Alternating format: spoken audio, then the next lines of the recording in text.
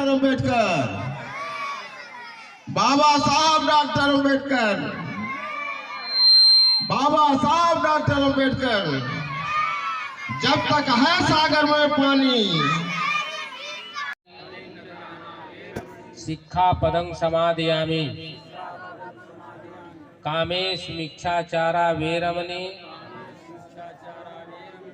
सिक्खापदं समादयामि मूसावादा वेरमणि। सिक्खापदं नमामि धम्मं नमामि संघं नमामि अहं बन्धामि सर्वदा। साधु साधु साधु। 3 बार नमस्कार कर ले। तो साथियों, शिक्षा हमारे समाज को सदियों से वंचित रखा गया। शिक्षा को उनके तक आने से हमेशा रोका गया। जैसे आज के परिवेश में कोरोना काल विगत 2 सालों से बता दूं कि शहाबुद्दीन मोहम्मद गौरी के सीपर सालार कुतुबुद्दीन ऐबक को जब पृथ्वीराज चौहान ने कैद कर लिया तो कहा मैं तुम्हारी जिंदगी तुम्हें दान में देता हूं। कहा नहीं मेरे आका, आपकी दी हुई जिंदगी मुझे भीख में नहीं चाहिए। आप मेरा हत्या करो, मेरा कत्ल कर दो। मेरे आका शहाबुद्दीन मोहम्मद गौरी के सामने जब मेरी लाश जाएगी तो मैं वीर कहलाऊंगा, और वीर के लक्षण में मौत इनाम होती है।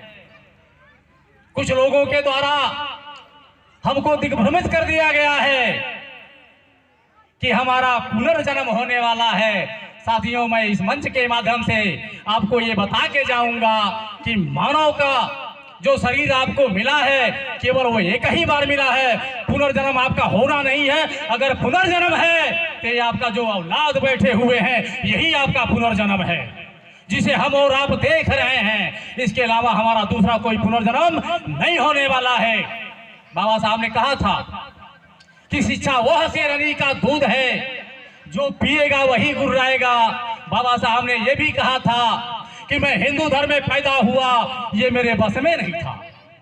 मैं हिंदू धर्म में पैदा हुआ, ये मेरे बस में नहीं था। मैं हिंदू रह के नहीं मरूंगा, ये हमारे बस में है। बाबा साहब ने हमारे लिए, हम सबके लिए अपने 4 बच्चों को कुर्बान कर दिए, लेकिन बाबा साहब फिर भी हमारी अधिकार की लड़ाई को लेकर के गोलमेज का सम्मेलन बाबा साहब ने नहीं छोड़ा। शिक्षित होना हमारी महिला माताओं बहनों से निवेदन है कि वे अपने बच्चों को पढ़ाएं, बालकों के साथ बालिकाओं को भी शिक्षा दें। शिक्षा जब रहेगी तो वह सही और गलत का फर्क समझ पाएंगे, और शिक्षा नहीं रहेगी तो वह कुछ नहीं जानेंगे। इसलिए जो है बालकों के साथ बालिकाओं को भी पढ़ाइए। महिला जो है घर में आया कि एक लड़की जब शिक्षित होती है तो सिर्फ अपने घर को ही प्रकाशित नहीं करती, बल्कि वह 2 घरों को प्रकाशित करती है। तो हम अपनी लड़कियों को, बहुत सारी लड़की और लड़का में भेद को पूरा दुनिया जानती है, लेकिन इसके साथ साथ सब लोगों को यह भी जानना चाहिए कि माता रमाई का कितना बड़ा योगदान था। उन्होंने सारे कष्टों को अपने ऊपर झेला। बाबा साहब को कभी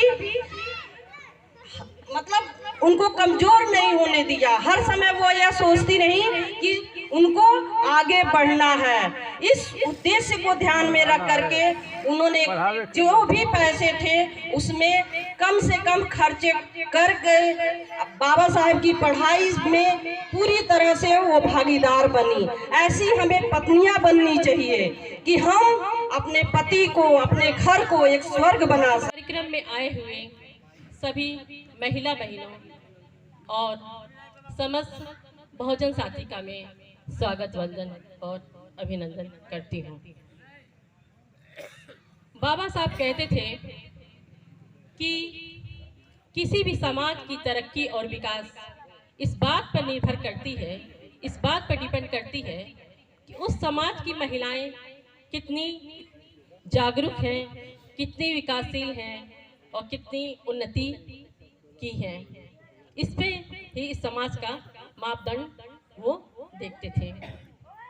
आज हम महिलाएं जो पुरुषों के साथ कदम से कदम और कंधे से कंधा मिला के चल रही हैं, शिक्षित हो रही हैं, नौकरी कर रही हैं और उनको समस्त जो अधिकार मिले हैं, जो पुरुषों को मिले हैं वही महिलाओं को भी मिले हैं, ये बाबा साहब के माध्यम से ही, बाबा साहब के द्वारा ही हमें मिला है। गुलामों से भी बदतर जीवन जी रहे इंसान थे, जिसके तरफ किसी का ध्यान नहीं जा रहा था, उस तरफ ध्यान आकर्षित करने वाले, जिसे दलित मसीहा के रूप में मानते हैं, शोषित पीड़ित मार्गदाता के रूप में मानते हैं, महिला अपनी मुक्तिदाता के रूप में मानती हैं। यह देश उनके प्रति बहुत सारे उनके किए गए कार्यों के प्रति अपनी कृतज्ञता प्रकट करता है और न जाने किन किन उपाधियों से उन्हें सम्मानित आज किया जा रहा है। ऐसे हमारे मार्गदाता, मुक्तिदाता, मसीहा, और जैसा कि अभी हमारे बड़े भाई बर्मन जी ने कहा कि सरकार का आज परिनिर्वाण दिवस है।